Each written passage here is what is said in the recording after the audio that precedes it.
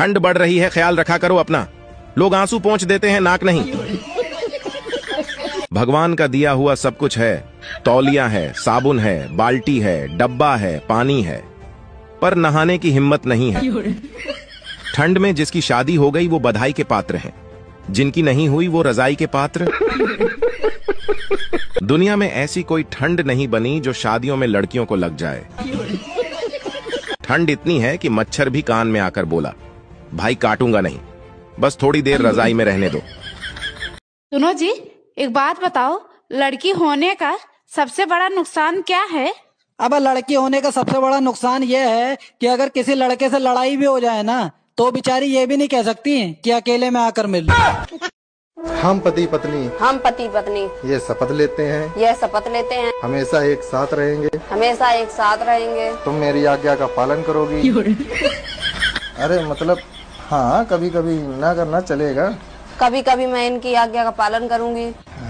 और हमेशा मुझे अच्छे अच्छे पकवान बनाकर खिलाओगी। और इसी के साथ कभी हम पति पत्नी लड़ाई नहीं करेंगे। अरे यार, कर लिया करना, कोई दिक्कत वाली बात नहीं। मैं कभी छोड़ दिया करूंगी लड़ाई करना, और आप कभी पराई स्त्री पर नजर नहीं डालेंगे। ये तो यार गलत बात है, ये हमारे साथ अन्याय है। हम तुम्हारी सब मान रहे, तो मैं एक ना मानो। कमू देख लेंगे करियो।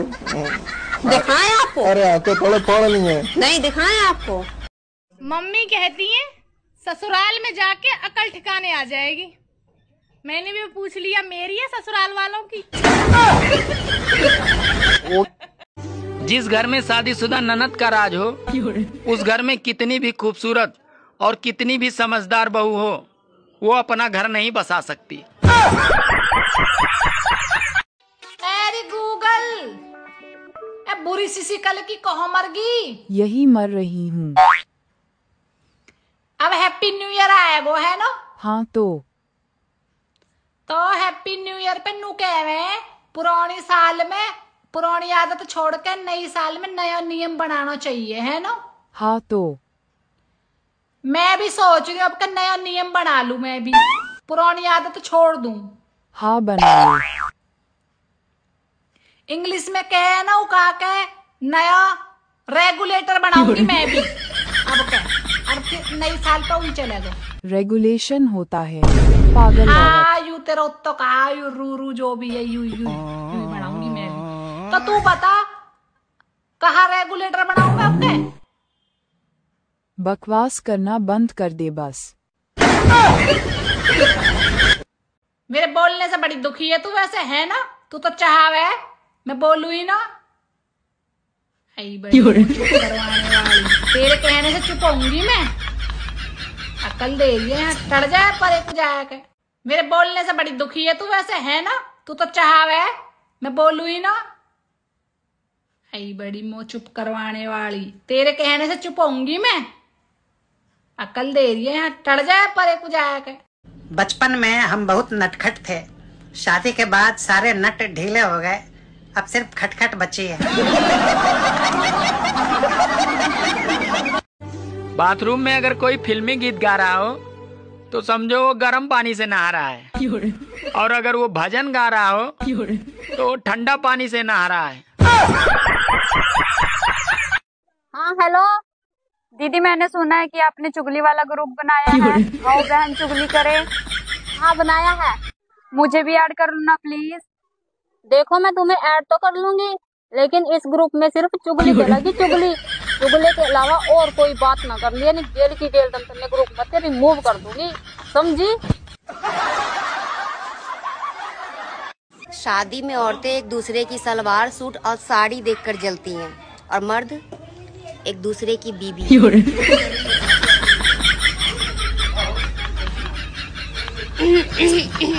की शादी कब हुई? मैं दुख के दिन याद नहीं करता हूँ। अय्या है मेरे जब्बा जानू, पहाड़ों पे घूमने गए, मैं इन्हें 10,000 रुपए की जरूरत है, किसे फंसाऊं? हेलो इफ्तिखार जानू।